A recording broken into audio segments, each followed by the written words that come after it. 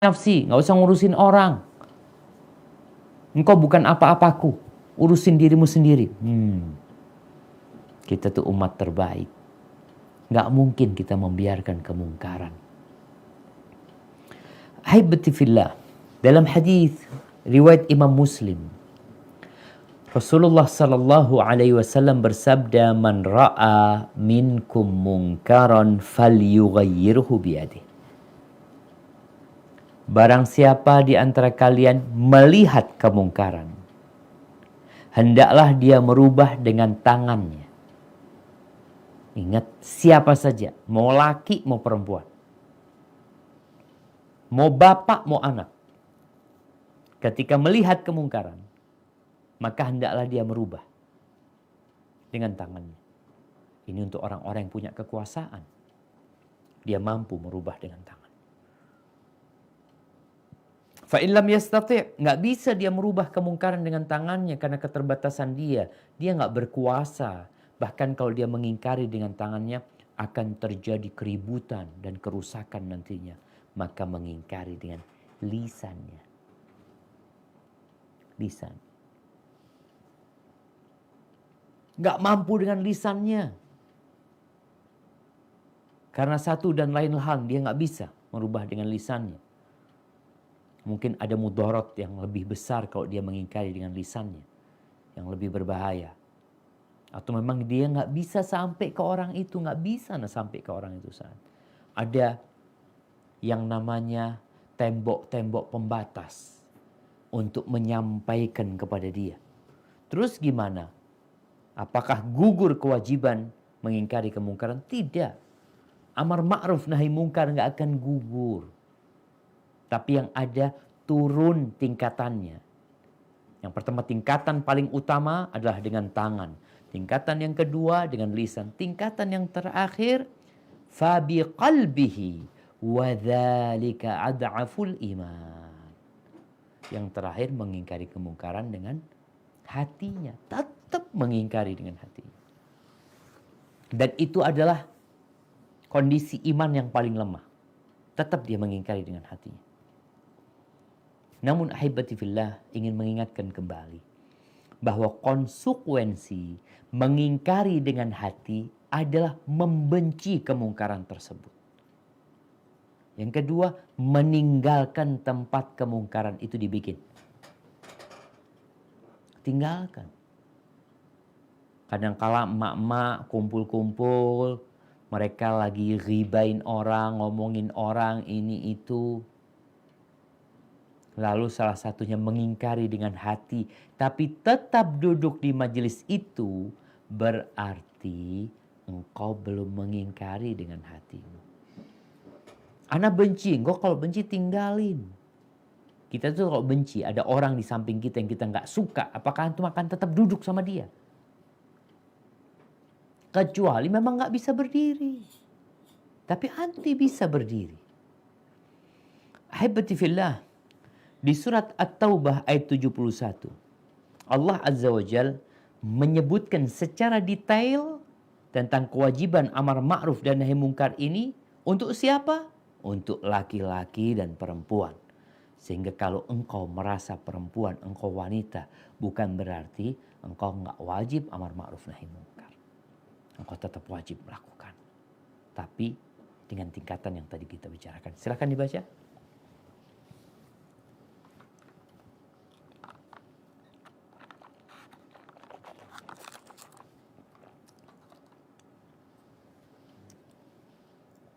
Masih di mute kayaknya. Di mute, Afwan Akhi Dery, masih di mute. Baik, Afwan. Baik, Anda ulang lagi ya. A'udzubillahi minasyaitonirrajim. Wal mu'minuna wal mu'minatu ba'duhum awliya'u ba'd. Ya'muruna bil ma'rufi wa yanhauna 'anil munkari wa yuqimuna as-salata wa yu'tuna az-zakata wa yuti'una Allah wa rasulahu. Ulaika sayarhamuhumullah. Innallaha azizun hakim. Dan orang-orang yang beriman, laki-laki dan perempuan, sebagian mereka menjadi penolong bagi sebagian yang lain. Mereka menyuruh berbuat yang ma'ruf dan mencegah dari yang mungkar, melaksanakan sholat, menunaikan zakat, dan taat kepada Allah dan Rasul-Nya. Mereka akan diberi rahmat oleh Allah Subhanahu wa Ta'ala. Sungguh Allah Maha Perkasa lagi Maha Bijaksana. Barakallahu fiik. Siapa yang akan dikasih rahmat sama Allah? Orang-orang mukmin dan mukminah. Sebagian mereka adalah pelindung, kekasih, sahabat, pemimpin untuk sebagian lainnya. Apa yang dilakukan? Ya'muruna bil ma'ruf. Laki-laki yang beriman, perempuan yang beriman, sama-sama beramar ma'ruf. Wa yanhauna 'anil munkar. Mereka mengingkari kemungkaran. Bayangin ya, ayat ini, sifat pertama orang-orang mukmin dan mukminah itu yang Allah sebutkan di ayat ini adalah beramar ma'ruf dan bernahi mungkar. Lalu Allah lanjutkan, wa yuqimunas shalah. Mereka mendirikan salat. Subhanallah. Mendirikan salat mereka. Kenapa yang disebutkan kok amar ma'ruf nahi mungkar dulu? Para ulama menyebutkan ini menunjukkan keistimewaan umat Islam. Keistimewaan orang yang beriman. Mereka beramar ma'ruf dan bernahi mungkar. Padahal tentunya sebelum dia beramar ma'ruf nahi mungkar, dia mendirikan salat. Wa yuqimunas shalah wa yu'tunaz zakah. Mereka bayar zakat, mereka keluarkan zakat. Wa yuti'unallah wa rasulah. Mereka taat sama Allah dan Rasulnya. Disinilah Allah menyebutkan secara spesifik laki-laki yang beriman dan wanita yang beriman. Mereka tetap beramar ma'ruf dan bernahi mungkar. Ahibati fillah, di surat Al-Ahzab ayat 32, bagaimana Allah Azza wa Jal memanggil istri-istri Nabi secara khusus. Ini menunjukkan keistimewaan istri-istri Nabi radhiyallahu ta'ala anhunna. Dan ingat, istri-istri Nabi adalah ibunda kita, ibundanya orang-orang yang beriman. Apa yang Allah katakan kepada mereka? Silakan dibaca. Auzubillahiminasyaitonirrajim. Ya nisa'an nabiyyi lastunna ka'ahadin minan nisa'i in ittaqaytunna fala takhda'na bil qawli fayatma'a alladhi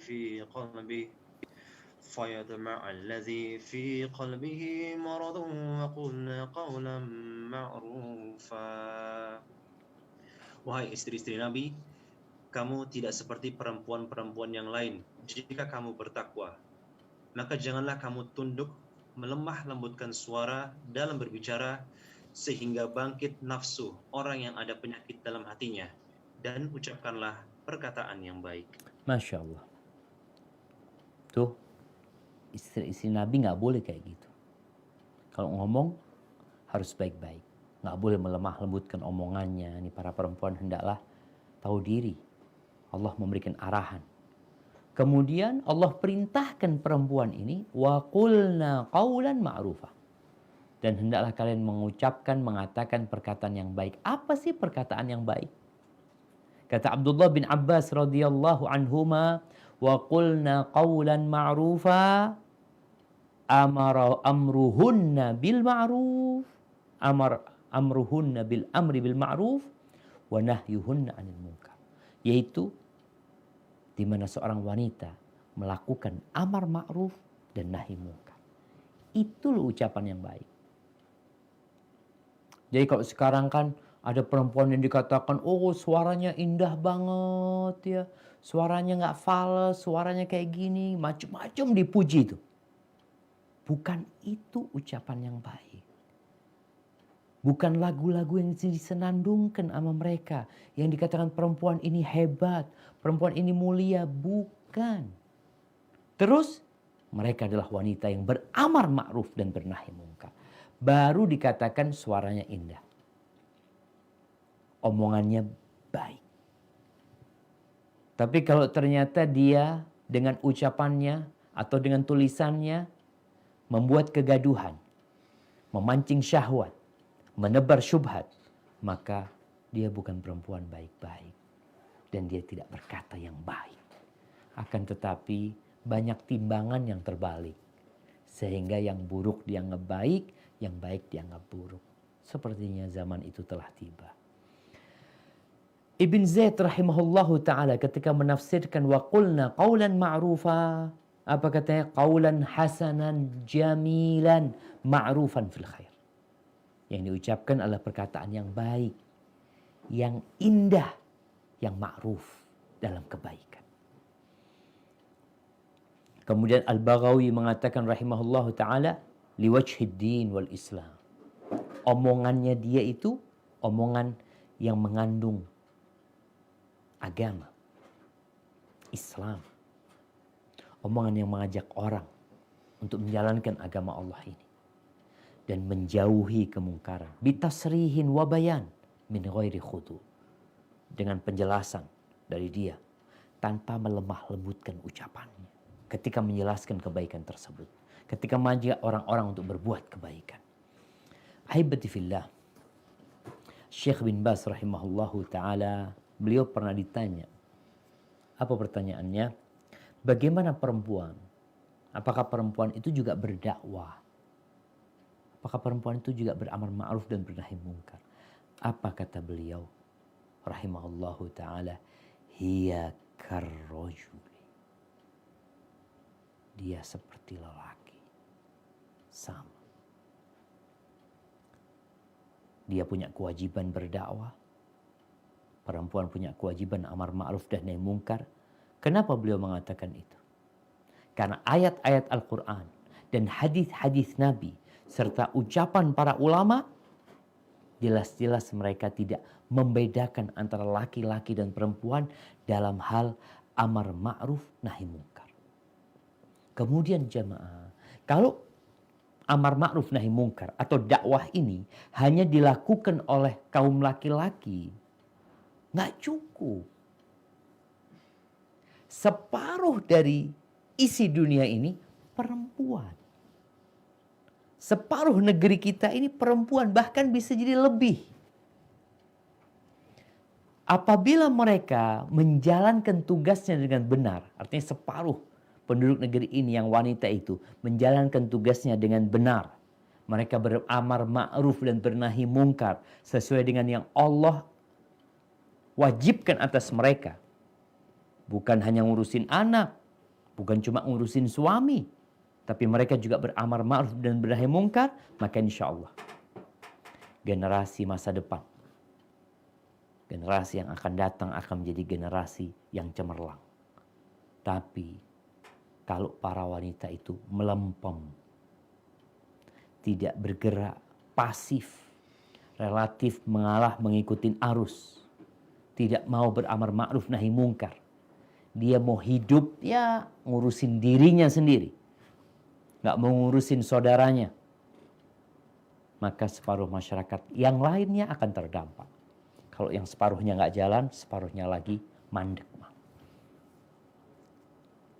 Ahibati fillah, Allah Azza wa Jalla di surat Al-Ahzab ayat 35 menyebutkan amalan-amalan buat laki-laki dan wanita. Bagaimana sih laki-laki dan wanita itu? Apa kata Allah? Silakan dibaca.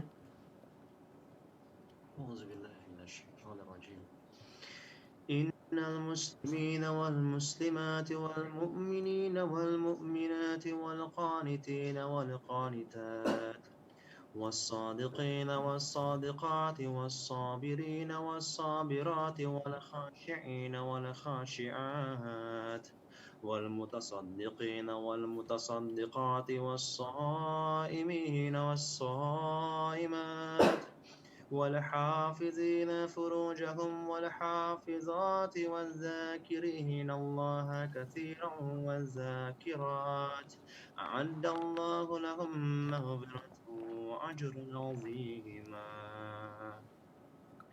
Sungguh laki-laki dan perempuan muslim, laki-laki dan perempuan mukmin, laki-laki dan perempuan yang tetap dalam ketaatannya, laki-laki dan perempuan yang benar, laki-laki dan perempuan yang sabar, laki-laki dan perempuan yang khusyuk, laki-laki dan perempuan yang bersedekah, laki-laki dan perempuan yang berpuasa, laki-laki dan perempuan yang memelihara kehormatannya, laki-laki dan perempuan yang banyak menyebut nama Allah. Allah telah menyediakan untuk mereka ampunan dan pahala yang besar. Allahu Akbar. Laki-laki dan perempuan. Laki-laki dan perempuan. Laki-laki dan perempuan. Mereka harus jalan bareng. Menjaga negeri ini. Menjaga masyarakat dan menyelamatkan bangsanya. Tidak ada lagi pikiran, oh ini tugasnya laki-laki. Ini tugas bersama. Amar ma'ruf nahi munkar. Apa perempuan gak mau dapat fadilah, keutamaan yang disebutkan dalam hadis riwayat Muslim? Yang kata Nabi alaihi salatu wassalam, man da'a ila huda. Man da'a ila huda. Siapa saja yang mengajak kepada petunjuk, kana lahu minal ajri mithlu ujuri man tabi'ahu la yanqusu dhalika min ujurihim syai'an. Dia akan mendapatkan pahala seperti pahala-pahala orang yang mengikutinya. Tidak akan mengurangi pahala mereka sedikit pun. Ngajak kepada kebaikan, ngajak kepada petunjuk. Lihat pembantunya nggak sholat, diajarin sholat. Lihat supirnya nggak sholat, disuruh sholat. Kalau dia nurut, kawan-kawannya kadangkala ya melakukan kemaksiatan dan dia berusaha untuk mengajaknya untuk hijrah, untuk berangkat kepada Allah Azza wa Jal, maka dia akan dapat pahala seperti pahala temannya yang hijrah atau anak buahnya yang nurut sama dia. Subhanallah. Sampai hari kiamat nanti dia awalnya nggak sholat, diajak sholat, terus dia sholat, lalu nih orang ngajak suaminya atau ngajak anaknya, atau ngajak saudaranya, engkau dapat pahala. Ingat, bukan hanya untuk orang laki-laki, wanita pun akan mendapatkan pahala tersebut. Dan Nabi SAW juga bersabda, man dalla ala khairin falahu mithlu ajri fa'ilihi. Man dalla, barang siapa yang menunjukkan kepada kebaikan, maka bagi dia pahala orang yang melakukannya, seperti pahala dia. Coba kita lihat bagaimana wanita-wanita di masa lalu. Sebenarnya nggak cukup waktu satu kajian ini untuk membahas peran wanita. Wanita yang mulia. Yang kalau sekarang wanita mulia itu ya yang juara satu jadi Miss Universe ya. Yang juara satu jadi Ratu Indonesia. Atau nanti dari ratu mana, itu akan ilu orang yang hebat. Coba dilihat. Apa sih kriteria Miss Universe itu? Kriteria Ratu Indonesia. Putri Indonesia. Putri Indonesia. Apa sih kriteria mereka? Sehingga dikatakan dia pantas untuk mewakili Indonesia. Untuk berangkat ke sana kemari. Apa kriteria dia? Mungkin cantik, cerdas, orangnya visioner, bisa ini, bisa itu. Apakah dikatakan dia beramar ma'ruf dan bernahi mungkar? Mengajak kepada kebaikan, mengajak kepada ketaatan kepada Allah, mencegah kemungkaran? Kayaknya enggak. Yang ada sosial mungkin. Sopan, santun. Kenapa kita bicara amar ma'ruf nahi mungkar? Ini adalah kriteria yang spesial. Yang spesial dimiliki oleh umat Islam. Kalau bicara ibadah, semua ibadah. Tapi engkau mengajak orang kepada kebaikan, beda lagi. Makanya Luqman Al-Hakim ketika memerintahkan kepada putranya, dia mengatakan, ya bunayya aqimis shalah, wahai ananda dirikan salat. Lalu apa katanya? Wa'mur bil ma'ruf wanha 'anil munkar wasbir 'ala ma asabak. Perintahkan kepada kebaikan. Cegah kemungkaran. Sabar akan apa yang menimpamu. Inna dzalika min azmil umur. Ini adalah perkara yang sangat penting. Yang berat perkara ini. Kalau seorang wanita baik di antara teman-temannya, terkenal dia perempuan yang santun, perempuan yang sholat 5 waktu, yang suka baca Al-Quranul Karim, bahkan hafal Quran, suka bersodakoh. Jangan ditanya, ngomongnya lembut, indah kalau ngomong sama kawan-kawannya, dia akan dipuji, dia akan disanjung. Tapi ketika dia naik levelnya menjadi yang terbaik, apa yang terbaik? Beramar ma'ruf dan bernahi mungkar. Dia mulai menegur temannya melakukan kemaksiatan.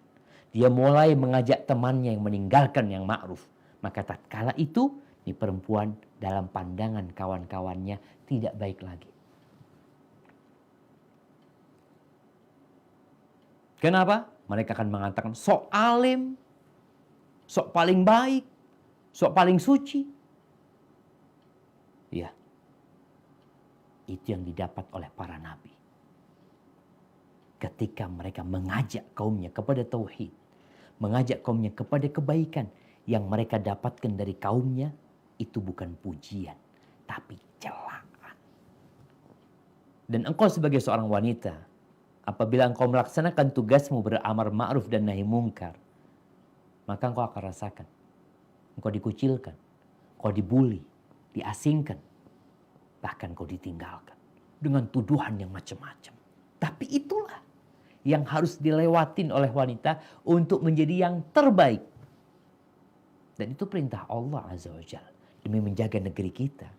Sebuah negeri kalau tidak mengamalkan amar ma'ruf dan nahi mungkar, maka akan turun azab, bukan hanya menimpa orang-orang yang melakukan kejahatan, yang membiarkan pun akan terlibas dengan azab tersebut.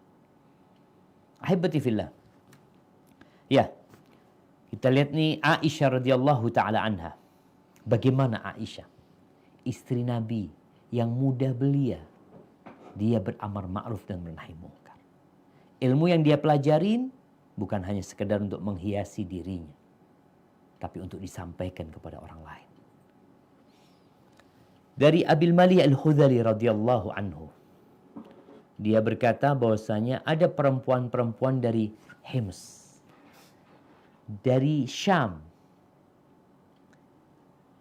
yang mereka datang mungkin ke kota Madinah, mereka berkunjung, bertamu ke rumahnya Aisyah radhiyallahu taala anha. Ditanya sama Aisyah, kalian dari mana? Oh, kami dari Syam, kata mereka, perempuan-perempuan nih. Apa kata Aisyah?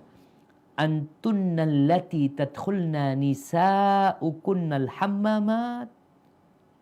Apakah kalian yang perempuan-perempuannya biasa masuk ke sauna?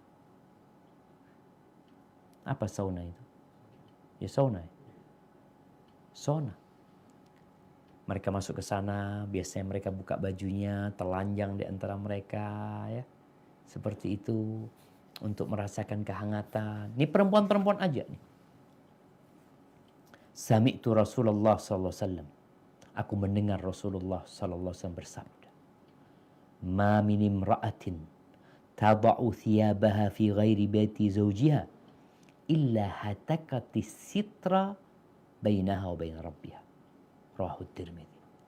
Tidaklah seorang wanita yang melepas pakaiannya tidak di rumah suaminya, dia telanjang, melainkan dia telah menyingkap, telah merusak sitr, tirai antara dia sama Allah SWT.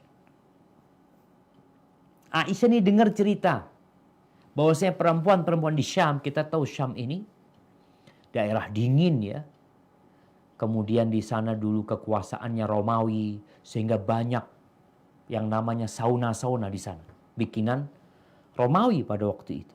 Dan biasanya perempuan, yang laki tempatnya laki, yang perempuan tempatnya perempuan, mereka akan telanjang, berendam di air hangat di sana untuk mendapatkan ya mungkin kerehatan buat diri mereka. Maka Aisyah mengingatkan mereka. Mereka datang nih. Maka Aisyah menyampaikan. Dulu berita itu sampai, ya Aisyah nggak bisa ngomong. Karena orangnya nggak ada gitu. Oh subhanallah, Allah kirimkan mereka ke rumahnya Aisyah, maka Aisyah menjelaskan kepada mereka tentang hukum telanjang bersama wanita-wanita yang entah mungkin na'udzubillah kalau ada orang laki, na'udzubillah min dzalik, maka itu perempuan telah menyikap tirai antara dia sama Allah SWT. Ini sikap Aisyah yang pertama. Yang kedua, disebutkan bahwa Aisyah radhiyallahu taala anha dari Diqrah Ummi Abdurrahman ibn Udzainah, dia berkata, kunna natufu bil bait ma'a ummil mu'minin radhiyallahu anha. Suatu hari kita itu lagi tawaf bersama Ummul Mukminin, bersama Aisyah radhiyallahu taala anha. Kita lagi tawaf di Ka'bah sana. Fara'at ala imra'atin burdan fiha taslim. Aisyah melihat ada seorang wanita yang pakai baju ada apa istilahnya? Ada salibnya, ada apa namanya? Ya kalau hiasan itu. Mungkin warna bajunya atau apa, mungkin batiknya, ada salib-salibnya. Salib-salib di bajunya itu. Faqalat Ummul Mukminin, maka didatengin sama Aisyah. Apa kata dia? Itrahi, ganti bajumu, ganti, buang. Lepas itu kata dia. Fa inna Rasulullah SAW. Disinilah ketika berilmu, amar ma'ruf nahi mungkarnya itu pakai ilmu, pakai dalil. Maka Aisyah mengatakan sesungguhnya Rasulullah SAW kana idza ra'a nahwa hadza qadhabahu. Nabi SAW kalau melihat ada model-model salib di rumahnya, maka beliau potong, beliau rusak. Karena kondisi negara adidaya pada waktu itu adalah orang-orang Romawi yang notabene-nya mereka umat Kristiani. Jadi mereka kalau pakai baju itu ya ada simbol-simbol mereka, mereka bikin baju yang ada simbol-simbol mereka. Maka ingat, kalau kita bangun rumah juga, hati-hati. Kadangkala kita itu ngelihat rumah di Eropa, kepingin rumahnya kayak rumah orang-orang Eropa. Tunggu dulu. Bisa jadi ada simbol-simbol orang Eropa yang menunjukkan kepada identitas mereka sebagai umat Nasrani. Ada salib-salib, mereka punya jendela-jendela, mungkin modelnya salib-salib karena memang Nasrani mereka. Kita umat Islam berusaha untuk berhati-hati. Karena Nabi SAW tidaklah beliau melihat ada yang modelnya seperti salib, melainkan beliau akan rusak itu. Nih lihat. Aisyah radhiyallahu ta'ala anha. Nah, ya mungkin lambang adik yang namanya palang merah. Palang merah itu bahasa Arabnya apa? As-salibul ahmar. Salib merah. Karena memang dulu mereka ada kelompok, jadi ada salib yang ketika perang salib ya, ada bagian yang memang untuk berperang, patriot-patriot mereka, jawara-jawara mereka. Ada bagian yang untuk ngobatin. Mereka itu yang disebut dengan palang merah. Salib merah sebenarnya. Makanya umat Islam bikin sendiri, yaitu bulan Sabit merah yang mereka bikin. Karena memang untuk supaya nggak sama mereka. Mereka salib merah, maka kita ikut salib mereka. Ini berkaitan dengan identitas dan simbol agama. Maka Nabi SAW menghancurkan kalau beliau melihat seperti itu. Dan Aisyah ketika melihat ada orang pakai seperti itu, yang mungkin orang-orang membiarkannya karena nggak punya ilmunya. Tapi karena Aisyah punya ilmunya, dikasih tahu nih perempuan sedang tawaf. Radhiyallahu ta'ala anha. Nah, ada cerita yang ketiga. Tadi itu hadis diriwayatkan oleh Imam Ahmad rahimahullahu ta'ala. Yang ketiga, Aisyah radhiyallahu ta'ala anha. Ini riwayat dari Alqamah. Ibn Abi Alqamah meriwayatkan dari ibundanya. Qalat, ra'aitu Hafsah binta Abdurrahman ibn Abu Bakar. Wa 'alaiha khimarun raqiq. Yashifu an jibiha. Kata ibunya Alqamah, aku melihat Hafsah, putrinya Abdurrahman bin Abu Bakar. Berarti sama Aisyah keponakan. Abdurrahman bin Abu Bakar, saudaranya Aisyah. Ini Aisyah ngelihat putrinya. Disebutkan bahwasanya namanya itu Hafsah. Baik, dia itu pakai kerudung yang tipis ya, yang tembus pandang sehingga lehernya itu kelihatan. Kan ada orang kadangkala ini penting juga ya bagi jemaah yang umroh haji, kadangkala mereka pakai kerudung itu yang warnanya putih, yang nerawang. Jadi kelihatan kebayang tuh kulitnya dari luar itu karena tipisnya. Apa yang dilakukan Aisyah? Ini keponakannya. Fasyaqathu Aisyah. Sama Aisyah itu kerudungnya langsung dirobek. Ini mengingkari dengan tangan.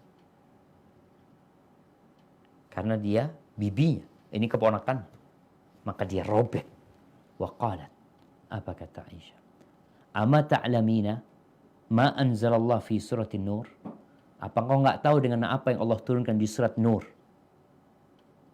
Sekali lagi, Aisyah menggunakan dalil bahwa yang kau lakukan ini bertentangan dengan apa yang Allah firmankan di surat An-Nur ayat 31. Mungkin bisa kita baca? Surat An-Nur ayat 31. Naam, tafadhal. وقل للمؤمنات يغضضن من أبصارهن ويحفظن فروجهن ولا يبدين زينتهن إلا ما ظهر منها وليضربن بخمورهن على جيوبهن ولا يبدين زينتهن إلا لبعولتهن أو آباء بعولتهن أو أبنائهن أو أبناء بعولتهن أو إخوانهن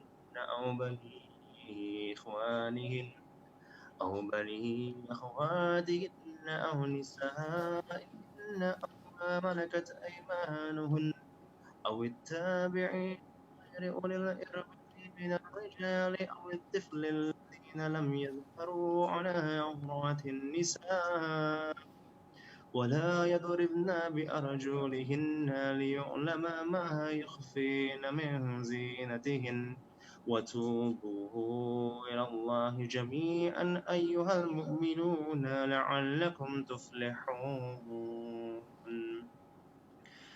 Dan katakanlah kepada para perempuan yang beriman agar mereka menjaga pandangannya dan memelihara kemaluannya, dan janganlah menampakkan perhiasannya, auratnya, kecuali yang biasa terlihat, dan hendaklah mereka menutupkan kain kerudung ke dadanya, dan janganlah menampakkan perhiasannya, auratnya, kecuali kepada suami mereka, atau ayah mereka, atau ayah suami mereka, atau putra-putra mereka, atau putra-putra suami mereka, atau saudara-saudara laki-laki mereka, atau putra-putra saudara laki-laki mereka, atau putra-putra saudara perempuan mereka, atau para perempuan sesama Islam mereka, atau hamba sahaya yang mereka miliki, atau para pelayan laki-laki tua yang tidak mempunyai hasrat terhadap perempuan, atau anak-anak yang belum mengerti tentang aurat perempuan.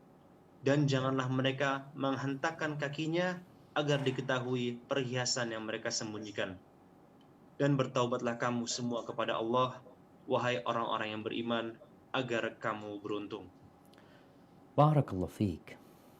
Aisyah mengingatkan kepada ayat ini. Jadi ketika itu Hafsah pakai baju, kan kerudung itu seharusnya menutupin leher dan dada ini, tempat masukin baju nih.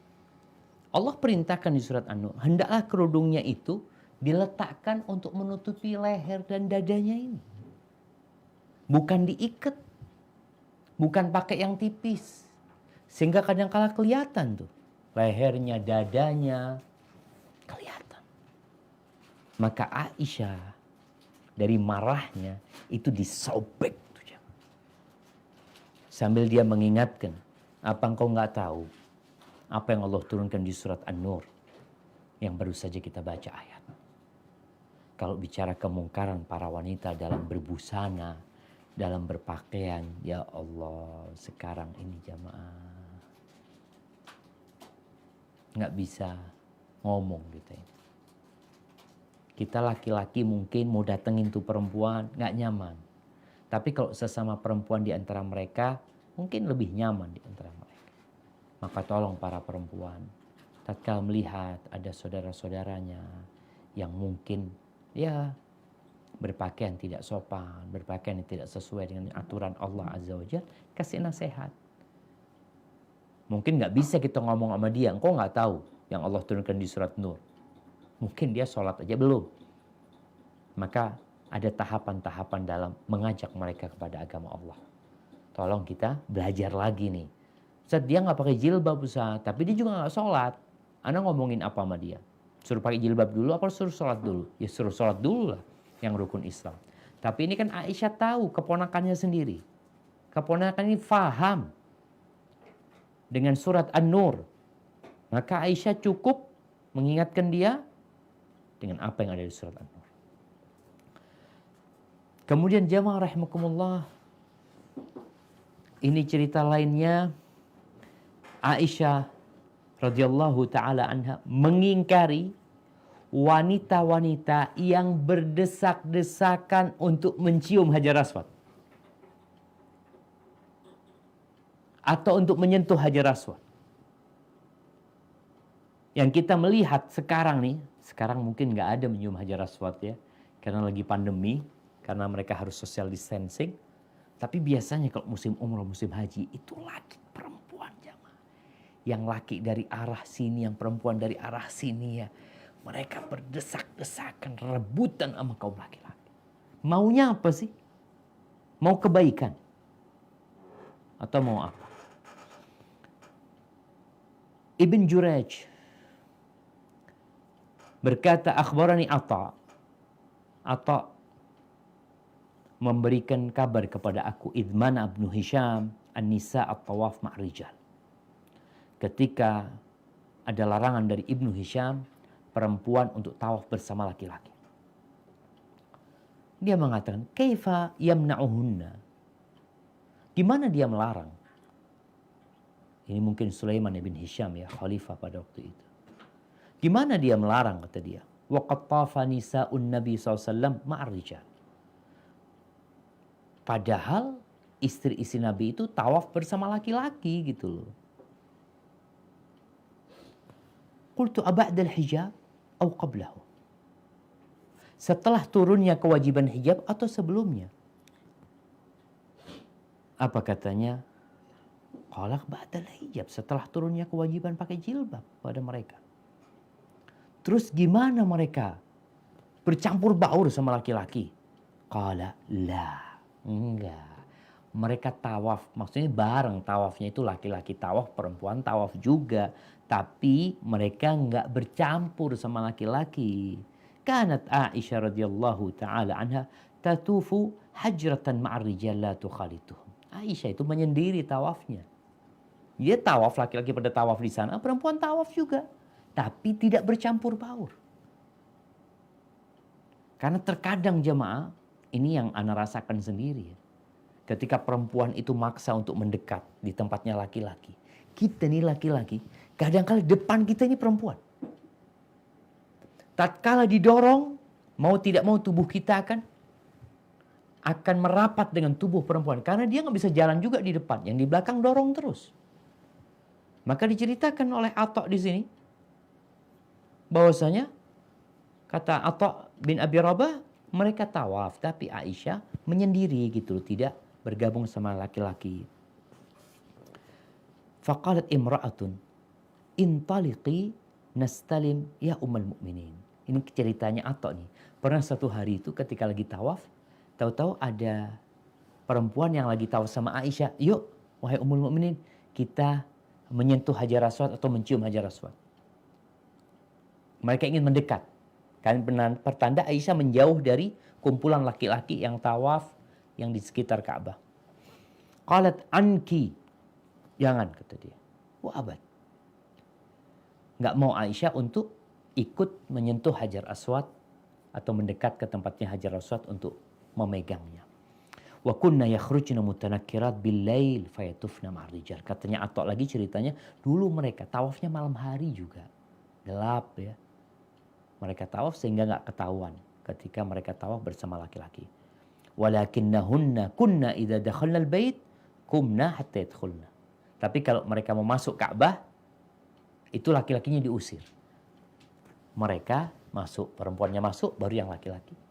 Pergi, mereka baru masuk. Berusaha mereka untuk tidak bercampur baur antara laki-laki dan perempuan. Kemudian diceritakan walamma dakhalat maulatuha 'alaiha. Suatu hari masuk nih maula, budak yang pernah dibebaskan sama Aisyah atau dia budaknya Aisyah. Dia mengatakan, "Ya ummul mukminin tuftu bil bait sab'an." Aku tadi tawaf 7 kali. Ini bangga cerita sama Aisyah radhiyallahu anha. Wastalamtu rukna marratain aw thalathan. Dan aku alhamdulillah berhasil menyentuh Hajar Aswad itu 2 atau 3 kali.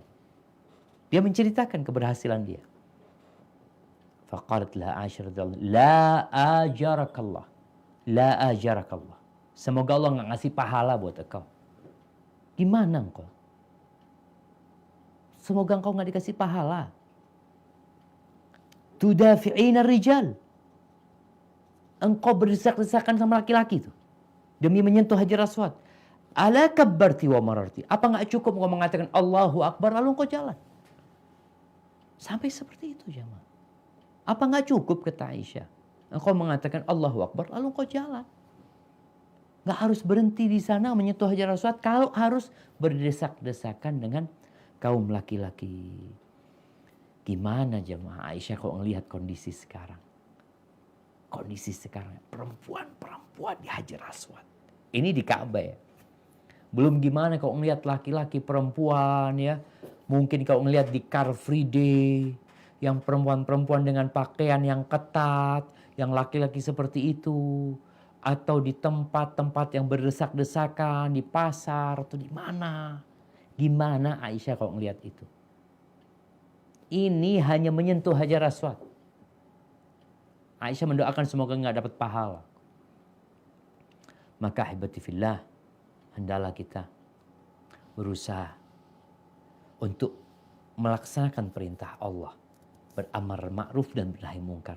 Namun hal itu diperlukan yang pertama ilmu. Kita perlu berilmu, tahu yang pertama mana yang ma'ruf dan mana yang mungkar. Setelah kita tahu, yang kedua butuh yang namanya hikmah, bijak. Kita tahu kapan kita berbicara, kapan kita diam, gimana sikap yang paling baik menghadapi fulana. Khususnya ini kita bicara bukan kita katakan perempuan ikut ceramah di depannya laki-laki, enggak. Ya silahkan engkau mendakwain para wanita. Khususnya ya kalau engkau bukan seorang ustazah, engkau dakwain yang di sekitarmu. Anak-anakmu, suamimu, atau orang tua. Yang pertama ilmu, yang kedua hikmah, yang ketiga perlu kesabaran. Karena kalau engkau melaksanakan tugas ini, biasanya banyak yang tidak suka sama engkau. Tapi nggak apa-apa mereka nggak suka. Yang penting Allah mencintai dirimu. Hadza wallahu a'lam bishawab. Itu yang bisa Anda sampaikan. Yang terakhir nih jemaah, sebelum kita masuk ke sesi tanya jawab, ada ceritanya Ummu Darda. Ummu Darda. Ummu Darda ini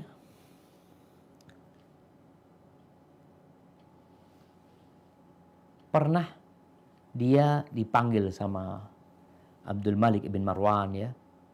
Ketika suatu malam dia di tempatnya Abdul Malik ibn Marwan, tahu-tahu Ummu Darda ini mendengar khalifah ini Abdul Malik bin Marwan, dia itu memanggil pembantunya, tapi pembantunya datang terlambat. Setelah datang dilaknat, dicaci maki sama khalifah, sama Abdul Malik bin Marwan. Akhirnya ketika pagi hari Ummu Darda mengatakan kepada khalifah, Sami'tu, kata dia, Sami'tu kal-lailah, tadi malam aku mendengar engkau melaknat pembantumu. Ketika engkau memanggil dia, lalu dia datang terlambat, aku mendengar Abu Darda, yakni suaminya, radhiyallahu anhu berkata, Rasulullah sallallahu alaihi wasallam bersabda, la yakulun la'anun syufa'a. Orang yang suka melaknat Orang yang suka mengutuk itu tidak akan menjadi orang-orang yang memberikan syafaat. Wala syuhada yaumal qiyamah. Tidak akan pula mereka memberikan kesaksian pada hari kiamat. Ini tetap, bayangkan, dia menegur khalifah. Tapi secara langsung dengan menyampaikan sabda Nabi SAW. Barakallahu fiik. Nah, tafadhal, mungkin kita masuk ke sesi tanya jawab. Masya Allah. Ini setelah kita sama bersama materi dari Ustaz kita, Masya Allah, jazakallah khair Ustaz. Mungkin kita akan masuk ke sesi tanya jawab, dan karena waktunya sangat terbatas sekali, jadi mohon maaf apabila ada pertanyaan-pertanyaan tidak terjawab, dan kita akan mengutamakan sesuai dengan yang ada di tema. Baik.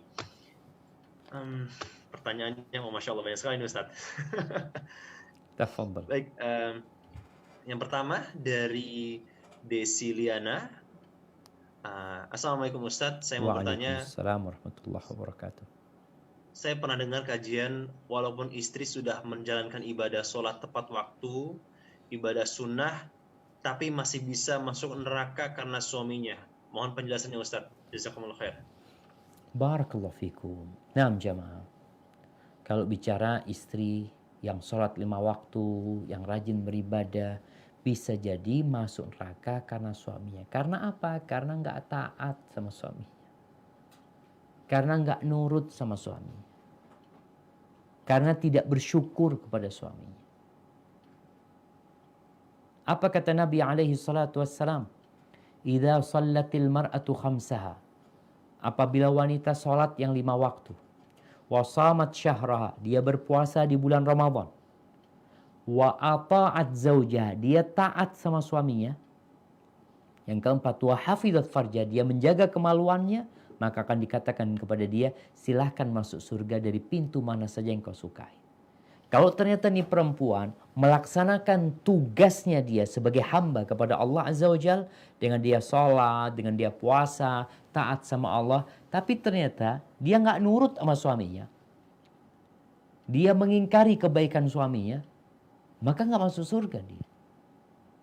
Karena Rasulullah SAW mengatakan, la tu'addil mar'atu haqqallah hatta tu'addi haqqa zawjiha. Atau kama qala Nabi SAW. Tidaklah wanita ini menunaikan haknya Allah sampai dia menunaikan hak suaminya. Maka buat para wanita, sama sih. Anak kepingin masuk surga. Istri anak kepingin masuk surga. Anti para wanita ingin masuk surga. Suami anti juga ingin masuk surga. Selain kita melaksanakan perintah-perintah Allah dalam peribadatan kita, maka laksanakan kewajiban-kewajiban kita. Anak sebagai seorang suami, anak akan laksanakan tugas anak. Istri sebagai istri, laksanakan tugasmu. Karena kadang-kala banyak istri-istri yang merasa sudah baik, sudah banyak ketaatannya, tapi dia tidak memuliakan suaminya, mengingkari kebaikan-kebaikan suaminya. Maka yang ada, kebanyakan penghuni wanita, penghuni neraka itu adalah para wanita. Hendaklah kita berhati-hati. Wallahu a'lam bishawab. Nah. Baik Ustaz. Yang kedua, Assalamualaikum Ustaz. Waalaikumsalam warahmatullahi wabarakatuh. Dan semoga selalu diberi kesehatan dan semangat untuk berbagi ilmu. Afwan ingin bertanya, siapa saja batasan yang bisa didakwahi dengan niat nahi mungkar oleh seorang wanita? Dan apakah ada doa sebelum dan sesudah melakukan amalan nahi mungkar itu? Jazakallah khairan, barakallahu fikum. Barakallahu fikum. Ya. Kalau bicara siapa saja yang bisa perempuan ini melakukan amar ma'ruf nahi mungkar kepada dia. Kepada siapa saja sebenarnya yang dia melihat dia melakukan kemungkaran. Khususnya tentunya kerabat dia yang dia berkumpul sama mereka. Karena kalau bicara perempuan ya di masa lalu, perempuan-perempuan para sahabat, memang dia nggak kemana-mana. Mereka di rumahnya, mereka di keluarganya. Sesekali mereka tadi berangkat umroh, berangkat haji. Bagaimana Aisyah melihat kemungkaran yang terjadi di rumahnya, di Baitullah. Dia ingkarin ketika dia melihat hal itu. Siapapun, kepada keponakan, kepada kerabat, kepada orang lain. Tadi cerita wanita-wanita dari Syam yang datang. Aisyah nggak kenal sama mereka. Maka Aisyah bertanya, apakah kalian wanita-wanita yang suka masuk ke sauna itu? Setelah dapat informasi iya, baru Aisyah memberikan penjelasan kepada mereka. kepada ibunya sendiri kalau melakukan kemungkaran.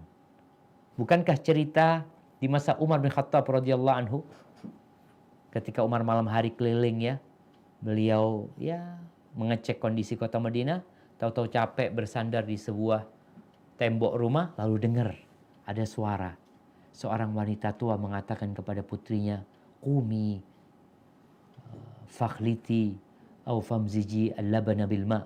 Ibunya mengatakan, "Nak, campur itu susunya sama air." Campur susunya sama air. Ini ibunya mengatakan kepada putrinya.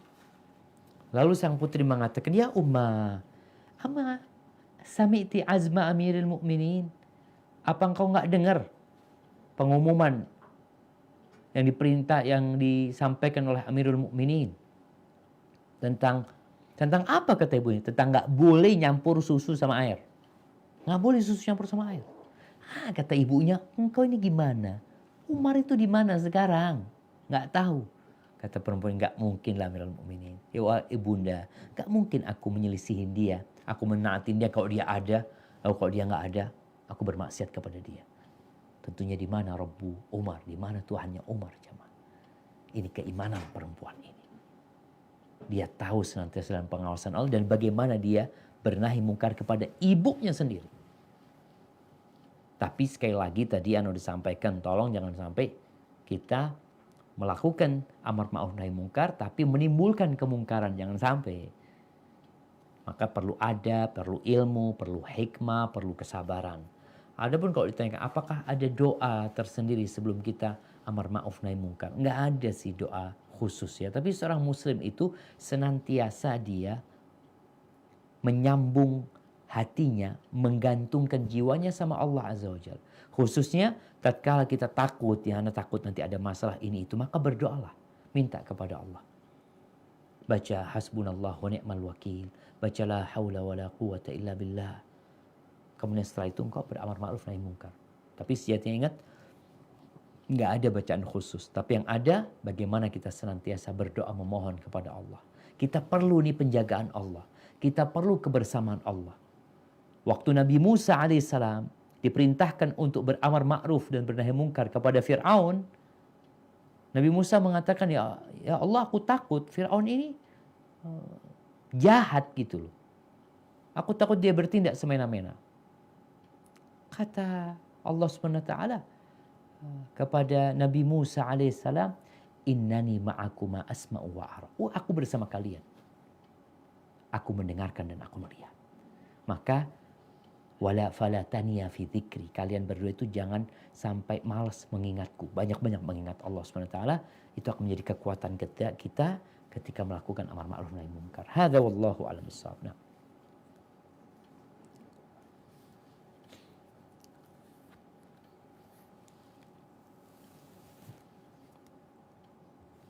Baik Ustadz, pertanyaan yang berikutnya, Masya Allah. Assalamualaikum Ustadz. Waalaikumsalam warahmatullahi Ustadz, wabarakatuh. saya dipinang oleh dai yang sudah beristri 3. Anda setuju, namun menolak dengan cara-cara yang tidak baik. Apakah saya tetap menerima pinangan dai tersebut atau ikuti kemauan ibu? Terima kasih Ustadz. Afwan, apa ibunya kenapa? Nah, bisa dibacakan ulang pertanyaannya? Nah. Bagaimana Ustaz? Kurang jelas ya? Iya, kurang jelas tadi pertanyaannya. Baik, Anda ulang Ustaz. Ustaz, saya dipinang oleh dai yang sudah beristri 3. Ayah saya setuju, namun ibu menolak dengan cara-cara yang tidak baik. Siap. Nah, barakallahu fiik. Apakah saya tetap menerima pinakan atau ikuti kemauan ibu? Barakallahu fiik. Ya. Yang pertama, bicara pernikahan. Para orang tua harus tahu menikah itu adalah haknya putrinya, haknya anaknya. Apabila sang anak sudah setuju dan kemudian orang yang meminang itu juga orang yang baik-baik, walaupun jadi istri kedua, walaupun jadi istri ketiga umpamanya, maka hendaklah para orang tua tidak melarang anaknya.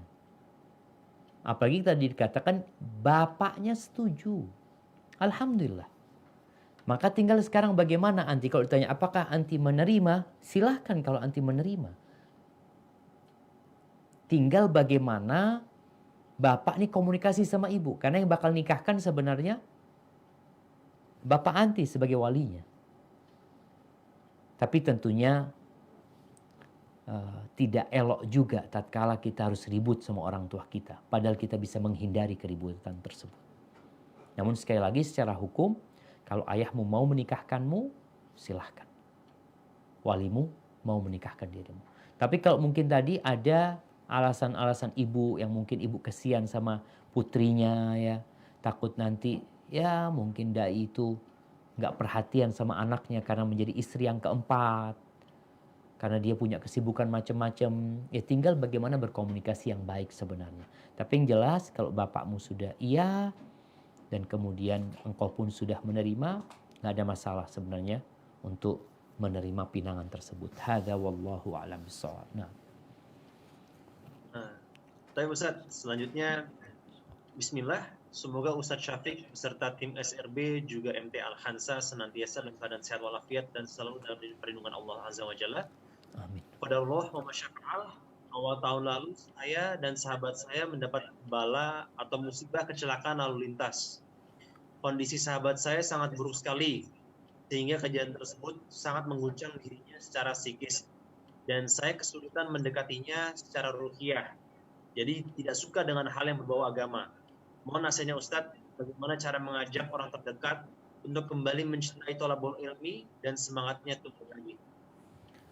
Allahu Akbar jamaah. Ya. Terkadang kita itu berburuk sangka sama Allah. Ya Allah, Allahumma lakal hamdu. Terkadang kita itu merasa pantas mendapatkan kesehatan, mendapatkan afiat. Tapi kok ternyata ana malah dapat musibah. Ini yang namanya jaza nantinya. Tatkala dia tidak bersabar dan dia mulai menyalahkan Allah Azza wa Jal. Kemudian gak mau lagi yang berbau agama. Karena dalam pandangan dia, ya dia sudah baik, dia sudah beragama. Tapi ternyata aku masih penuh dengan musibah. Maka tugas sahabatnya ini adalah bagaimana mengajak dia untuk melihat kepada orang-orang yang kondisinya lebih parah dari dia. Sebelum berbicara tentang agama, sebelum mengajak dia untuk ikut kajian, tapi ajaklah dia untuk melihat orang-orang yang lebih susah dari dia, yang lebih parah kondisinya. Kalau mungkin dia harus dipotong kakinya, ada orang yang dari lahir gak punya kaki, gak punya tangan. Dengan harapan dia mulai bersyukur sama Allah. Mengingat Allah tuh maha baik sama kita. Dan sampaikan juga kepada dia bahwasanya gak ada yang kekal di dunia ini. Engkau mungkin melihat orang-orang yang senang hidupnya, yang mereka tidak terkena musibah, dengan orang-orang yang banyak musibah yang menimpa dia, beda pahalanya tentunya. Kemudian dunia ini bukan tempat bersenang-senang. Dan sampaikan juga kepada dia, bisa jadi Allah memberikan dia bala itu karena Allah telah menyediakan bagi dia tempat yang lebih indah dari dunia dan isinya ini. Mungkin seperti itu yang bisa lakukan sambil terus didoakan ya, dihibur dia dan didoakan. Hadza wallahu a'lam bishawab.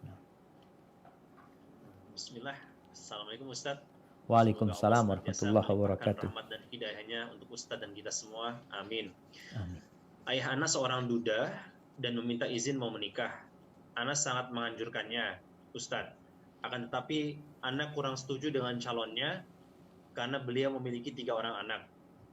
Qadarullah, ayah juga memiliki 3 orang anak perempuan. Lalu sekarang hubungan Ana dengan ayah mulai renggang. Mohon nasihatnya Ustadz, apakah Ana langsung mengizinkannya untuk menikah? Sedangkan di sisi lain, ayah sedang terlilit hutang puluhan juta kepada saudara untuk pengobatan ibu rahimahullah 3 tahun yang lalu. Afwan, jazakumullah khairan, wa barakallahu fikum. Barakallahu fiik. Subhanallah jamaah. Jadi sebenarnya seorang ayah kalau mau menikah itu nggak harus izin putrinya. Nggak harus izin sama istrinya. Kalau istrinya hidup dia mau nikah lagi, nggak harus izin sama istrinya. Nggak harus izin sama anak-anaknya. Itu hanya sebuah adab dari orang tua. Kadangkala ada seorang laki-laki yang mengatakan kepada istrinya, aku mau nikah lagi deh. Itu sebagai adab. Tapi kalau secara hukum, dia mau nikah. Berangkat dia nikah. Karena ada anak-anak yang menyalahkan orang tuanya, kenapa ayah nikah nggak ngomong sama kita? Subhanallah, kalian siapa? Kalian ini yang punya kewajiban berbakti sama ayah. Bukan malah menyalahkan ayah karena menikah tanpa minta izin sama mereka. Tapi ada ayah yang ngajak ngobrol anaknya, Masya Allah. Artinya dia ingin kedekatan sama anak-anaknya. Tapi kalau sang ayah nikah langsung umpamanya, tanpa ngasih kabar anak-anaknya, maka pernikahan itu sah, nggak ada masalah. Maka tolong jangan menyalahkan ayah. Karena ada kejadian anak-anak yang melabrak ayahnya sendiri karena ayahnya kawin lagi. Anaknya sendiri nih. Karena merasa ibunya dikhianati. Apanya yang dikhianati? Kalau bapakmu berzina, wajar engkau beramar ma'ruf dan bernahi mungkar. Nah, kita bicara amar ma'ruf nahi mungkar nih. Ayahnya berzina, anak datang, ayah bertakwalah kepada Allah. Tapi ayahnya nikah lagi, anaknya bangun, melabrak amar ma'ruf nahi mungkar. Bukan. Dia malah mencegah yang ma'ruf dan memerintahkan kepada kemungkaran. Maka sekarang kembali kepada pertanyaan. Bagaimana sikap seorang putri ini ketika ayah yang mau nikah? Kalau memang perempuan itu baik-baik, anti hanya bisa memberikan masukan kepada ayah. Ayah, ya kalau boleh usul ayah ya, kepinginnya ayah cari yang gak punya anak lah ayah umpamanya. Cari janda-janda, ayah lebih nyaman juga kalau jandanya gak punya anak ya. Tapi baik ayah gak terlalu terbebani nantinya. Jadi anak ini sekedar memberikan usulan buat ayah. Dan cari yang soleha ya, yang bisa merawat anak-anaknya ayah, bisa menjaga hubungan baik sama kita juga. Jadi sekedar memberikan arahan. Karena pada sejatinya ayah mau nikah gak harus izin sama anak-anaknya. Terus gimana ayah tadi yang punya utang? Utang sama, gak tahu utang anak tadi gak terlalu dengar. Tapi jelas ayah punya utang. Ustaz. Ya tinggal dilihat. Ayah diingatkan, ayah punya tanggungan. Dan anti sebagai anaknya atau yang lainnya ketika punya rezeki, ya sudah sebagai bentuk kebaktian anti ikut melunasin utang ayah. Karena sebenarnya utang ayah itu untuk pengobatan ibu tadi. Dan kalau ternyata ibu meninggalkan warisan, seharusnya sebelum warisan itu dibagi, paling tidak bisa untuk melunasi utang-utang atau ya utang yang untuk pengobatan ibu pada waktu itu. Hadza wallahu a'lam bissawab. Pertanyaan selanjutnya, Ustadz, Ana mau tanya, semoga bisa dijawab karena Ana ingin dapat pencerahan Ustadz. Di zaman sekarang sudah banyak fasilitas untuk dakwah termasuk bagi wanita. Yang Ana tanyakan, bagaimana pandangan Ustadz dengan adanya muslimah yang sudah bermanhaj salaf tapi upload video di YouTube tentang kehidupan sehari-hari, tapi diselipkan juga dakwah di dalamnya. Walaupun wajahnya tidak diperlihatkan, cuma ada badan sama suara. Mohon dijawab Ustaz. Jazakumullah khair. Barakallahu fiik.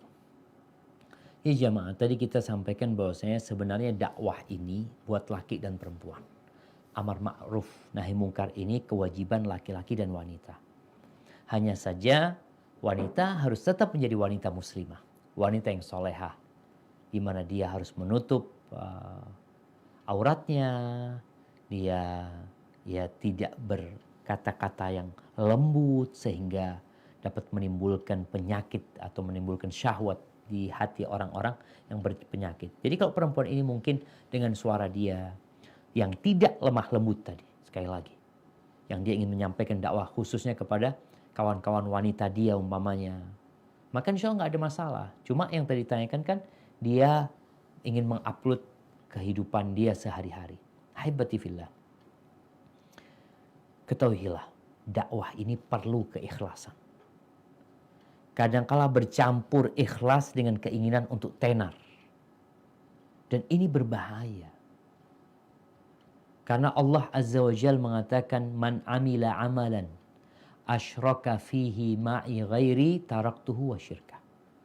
Barang siapa yang beramal satu amalan yang dia sisipkan dalam niatnya selain aku, maka aku akan tinggalkan dia dengan yang aku disekutukan dengannya. Insya Allah di masa sekarang ini para wanita bisa memanfaatkan Facebooknya, YouTube-nya, untuk memberikan nasihat-nasihat atau untuk menulis sesuatu yang bermanfaat yang tidak menimbulkan fitnah. Karena intinya perempuan ini dapat menjadi fitnah buat kaum laki-laki. Maka jangan sampai engkau dengan yang engkau lakukan itu bukan malah berdakwah tapi menjadi fitnah akhirnya. Maka adalah dilihat apakah memang dia berdakwah dan memang sesuai dengan syariat. Kalau tadi dikatakan dia nggak menampakkan wajahnya Ustaz, ya hanya kelihatan jilbabnya, ada suara.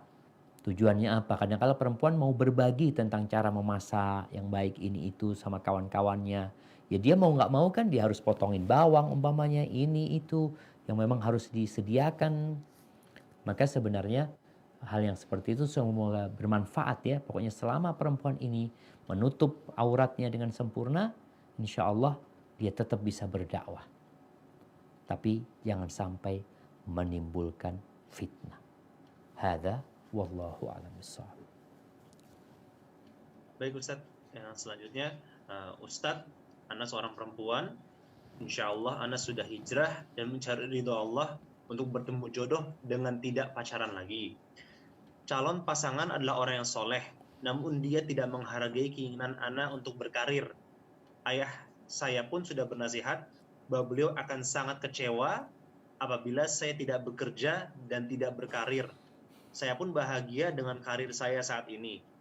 Saya merasa tidak bahagia ketika dikekang. Memang insya Allah saya berencana tidak bekerja lagi jika nanti punya anak. Namun saya mungkin akan lebih ikhlas untuk melepas karir saya apabila calon pasangan saya bilang dengan cara seperti ini. Kejar mimpi kamu, kejar karir kamu, tapi kamu harus selalu ingat kewajiban istri dan ibu. Saya bingung dalam mencari ridho Allah Subhanahu wa taala, apakah sebaiknya saya melepas calon ini dengan permintaan tersebut atau mencari calon yang memperbolehkan saya berkarir. Barakallahu fiik. Nah, ahibati fillah.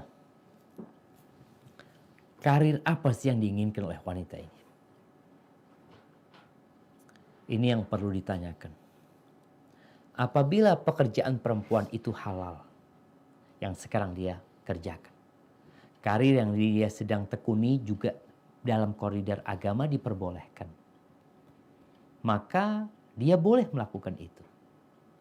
Hanya saja kalau ternyata sang suami tidak menginginkan istri yang berkarir. Karena ada wanita-wanita atau ada suami-suami yang ingin istrinya di rumah gitu loh. Aku menikah itu untuk mendapatkan sakinah, mawaddah dan rahmah. Aku punya hasrat, aku punya syahwat. Kadang-kala aku berangkat kerja, tahu-tahu jam 9, ya ada sesuatu yang membuat syahwatnya naik. Kata Nabi SAW kan suruh pulang, suruh jumpain istrinya. Suami mengatakan kalau nanti aku datang ke rumah nggak ada engkau. Engkau di tempat kerjamu. Atau yang ada pembantu di rumah. Jadi ada suami yang seperti itu, dia memang ingin istrinya di rumah. Dia akan memenuhi kebutuhan istrinya. Kalau bicara karir, bekerja, ada banyak pekerjaan yang bisa dilakukan oleh wanita tanpa dia harus keluar rumah. Subhanallah. Ana berjumpa dengan seorang, jangan ditanya, Masya Allah, hartanya kaya raya dia. Tapi dia di rumah.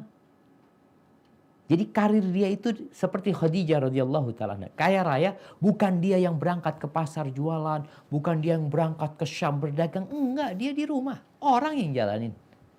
Dan dia menjadi orang yang terhormat. Sebagai wanita yang terhormat. Itu di masa jahiliyah. Khadijah seperti itu. Maka buat engkau, silahkan engkau mau berkarir selama tidak bertentangan dengan syariat. Boleh-boleh aja. Akan tetapi tatkala suami tidak menginginkan itu, ya kembali kepada sepakatan. Kalau ternyata engkau enggak usah, suami anak enggak nerima dan anak mau cari yang lainnya, ya tafadhol kalau orang lain itu baik. Tapi sekarang engkau ada kesempatan Ada laki-laki yang kalau agamanya baik, akhlaknya mulia, dan dia adalah laki-laki yang bertanggung jawab. Nampak dari keinginan dia, istrinya di rumah, dia akan penuhi segala kebutuhan. Engkau nggak usah bekerja, aku yang memenuhi. Kalau mau bekerja mungkin bekerja di rumah. Ana rasa ikhwan tersebut adalah laki-laki yang sulit untuk anti tinggalkan. Takut dapat ganti nanti ikhwan yang membolehkan anti bekerja, tapi dia tidak terlalu peduli sama anti.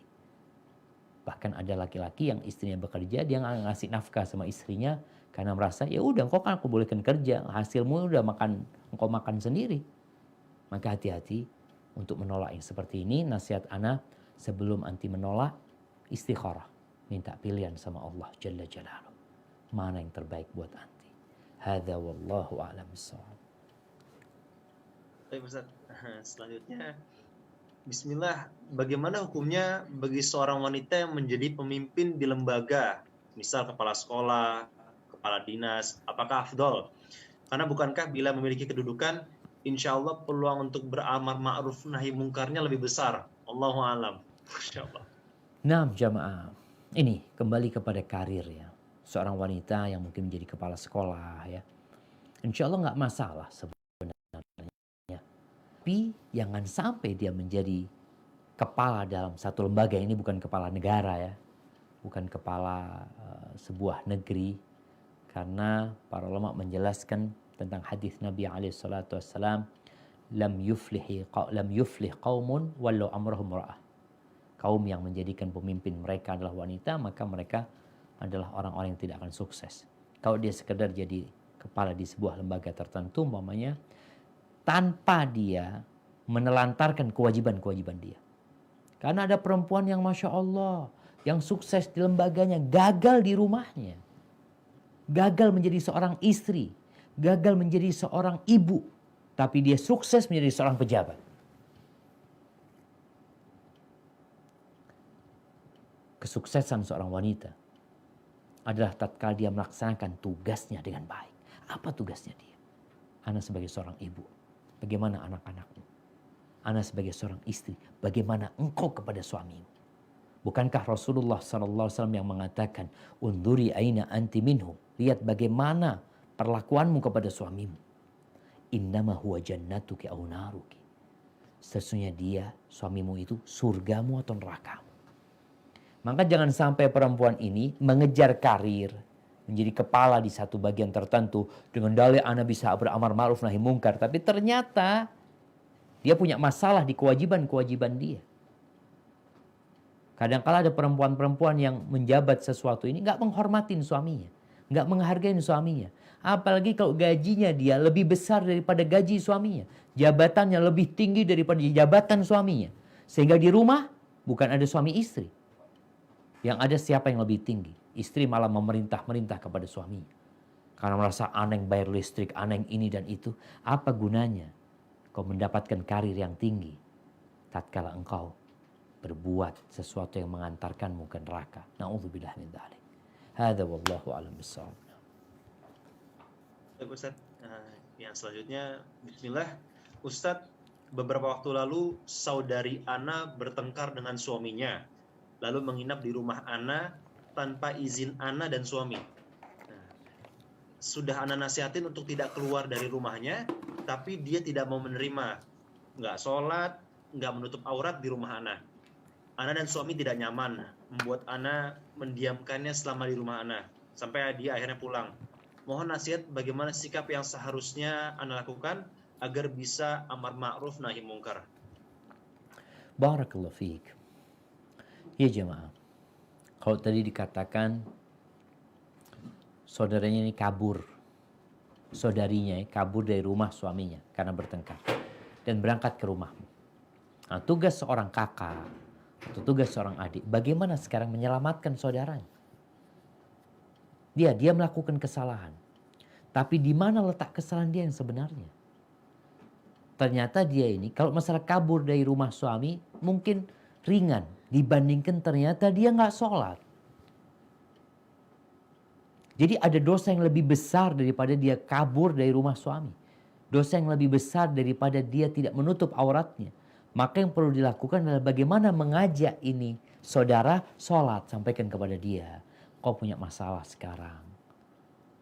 Bagaimana cara memperbaikinya? Perbaiki hubunganmu sama Allah Azza wa Jalla. Ayo sholatlah. Sebelum bicara dia balik ke rumah suaminya, ya sama aja nggak sholat di sana. Ini kesempatan dia datang, dia punya masalah, dan biasanya orang-orang yang punya masalah itu perlu sentuhan buat hatinya. Bukan perlu dimarahin, tapi perlu disentuh hati. Bagaimana sikap anti menyentuh hati itu saudara, dengan harapan ya dia berkeluh kesah, dengarkan keluh kesah dia ini itu. Ayolah kita minta sama Allah ya. Allahu Akbar. Allah itu menyelesaikan segala masalah. Kau kalau berzikir kepada Allah, ingat sama Allah, semua kegalauanmu akan hilang. Kau perbaiki hubunganmu sama Allah, Allah perbaiki hubunganmu sama suamimu. Mungkin seperti itu ya. Tapi kalau didiamkan tadi, ini udah gak sholat, didiamin ya. Hari dia balik lagi ke rumah suaminya, ya tetap aja gak sholat. Karena anti tidak berusaha untuk menyentuh hatinya. Jadi ada kondisi-kondisi memang orang yang didiamkan.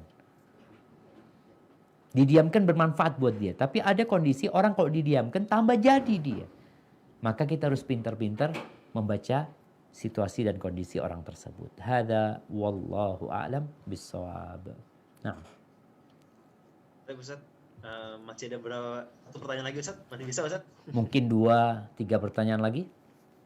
Oh oke, baik Ustaz. Baik, mungkin yang masuk satu lagi nih Ustaz. Siap. Dari panitia. Oke.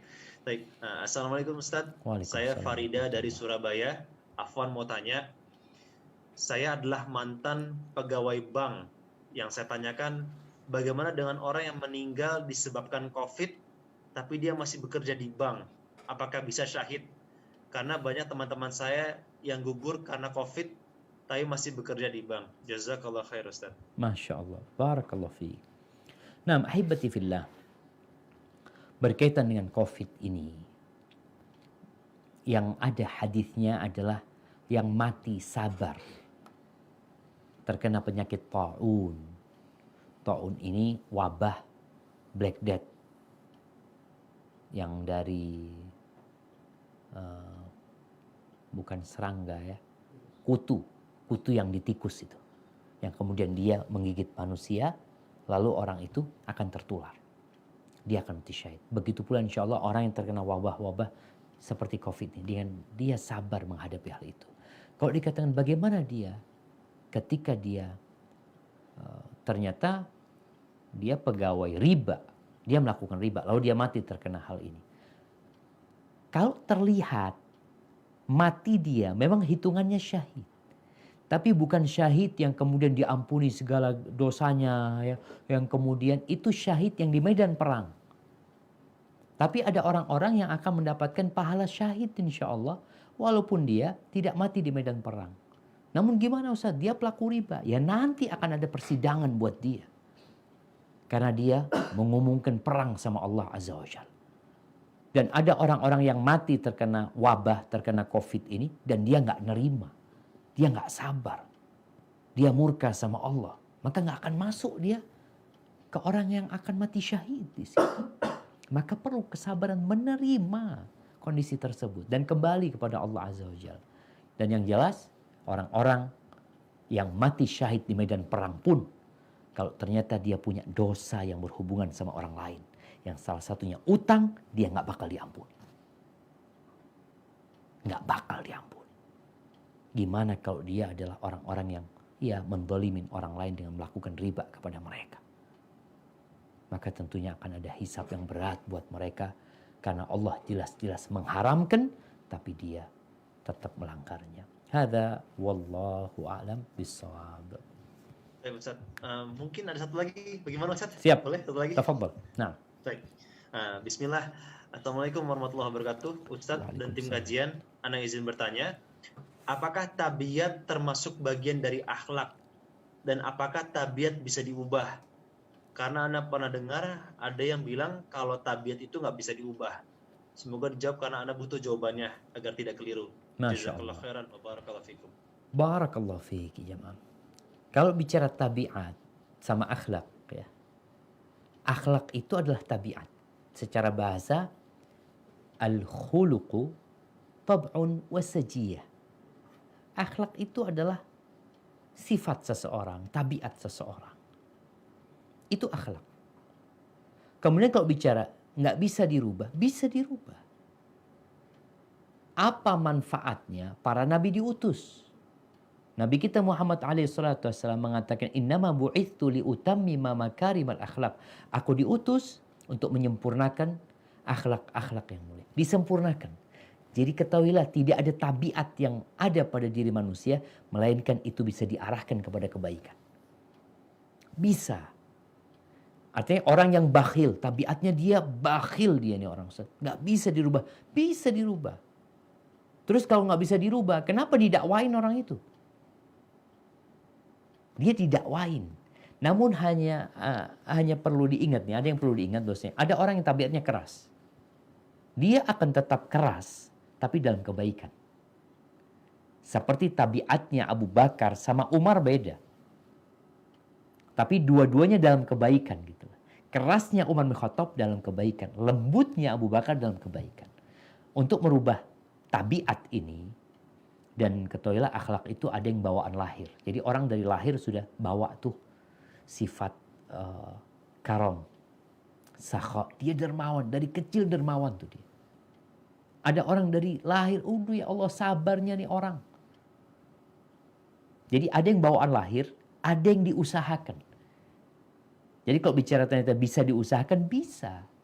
Ketika seorang sahabat Nabi SAW mengatakan, inna fika khallataini yuhibbuhumallah wa rasul. Di dirimu itu ada dua akhlak, dua sifat yang Allah dan Rasul mencintainya. Al-hilm wal ana. Engkau itu tabah dan orangnya itu nggak terburu-buru. Ada orang yang tabah dan nggak terburu-buru, nggak tergesa-gesa dia jemaah. Maka sahabat ini tanya, ya Rasulullah, akhuluqun takhallaqtu bihi. Ya Rasulullah, itu adalah akhlak yang aku usahakan.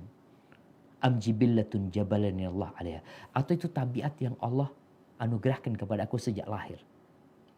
Apa kata Nabi SAW? Enggak, itu adalah tabiat yang Allah berikan kepadamu sejak lahir sebenarnya. Maka untuk merubah tabiat ini atau untuk mengarahkan tadi. Jadi nggak bisa dirubah secara total, nggak. Tadi kalau dikatakan orang ini rakus Ustadz, ya diarahkan rakusnya, tamaknya itu untuk surga Allah Azza wa Jalla. Bukankah kita sebagaimana berlomba-lomba, kita punya rasa tamak ngumpulin harta. Engkau kumpulin buat akhiratmu gitu loh. Jadi tetap bisa diarahkan kepada kebaikan. Tidak ada satupun tabiat yang ada pada diri manusia, melainkan dibutuhkan sebenarnya jamaah. Dibutuhkan. Sehingga tinggal bagaimana mengarahkannya. Diperlukan keyakinan, akidahnya diperbaiki, kemudian ibadahnya. Setelah itu perlu belajar, perlu doa, perlu usaha. Ada orang yang tabiatnya Masya Allah lemah lembut jamaah dia itu. Dia orang Solo anggapnya. Kita tahu Masya Allah orang Solo itu lembut-lembut biasanya ya. Tabiatnya kayak gitu. Tahu-tahu dia dikumpulin sama orang-orang yang keras. Dapat sebulan jadi kayak mereka. Kenapa? Berubah tabiatnya. Dikarenakan lingkungan. Hadza wallahu a'lam bishawab. Itu yang bisa Anda sampaikan pada kesempatan kali ini. Kurang lebihnya mohon maaf. Yang benar dari Allah, yang salah dari diri Anda pribadi. Allah dan Rasul yang terbebaskan dari kesalahan itu. Anda kembalikan ke pembawa acara. Jazakumullahu khairan. Jazakallahu khairan. Masya Allah. Tidak terasa berjalannya waktu, kita sudah sampai di akhir acara. Sekali kita ucapkan jazakallahu khair Ustaz. Masya Allah. Buat teman-teman semua, jangan lupa untuk subscribe dan like channel YouTube MT Al-Khansa Cilandak untuk menyaksikan kajian lainnya. Kembali kami sampaikan bagi Anda yang ingin berdonasi untuk operasional dakwah, silakan ditransfer ke nomor rekening 7144387688 Bank Syariah Mandiri atas nama Dias Ratnasari. Sekali kita ucapkan jazakumullah khairan untuk guru kita, Ustadz Dr. Syafiq Riza Basalama Imah Hafizahullah, pengurus dan anggota Majelis Ta'lim Al-Khansa Cilandak dan Majelis Ta'lim Safiyah, seluruh peserta yang ikut acara ini, dan seluruh pihak yang telah membantu. Saya Dery Abu Usman, selaku moderator, mohon undur diri. Mohon maaf jika adalah salah dan khilaf selama memandu acara ini. Sampai jumpa di kajian selanjutnya. Tutup dengan doa kafaratul majelis. Subhanakallahumma wa bihamdika. Asyhadu an la ilaha illa anta. Astaghfiruka wa atubu ilaik. Wassalamualaikum warahmatullahi wabarakatuh.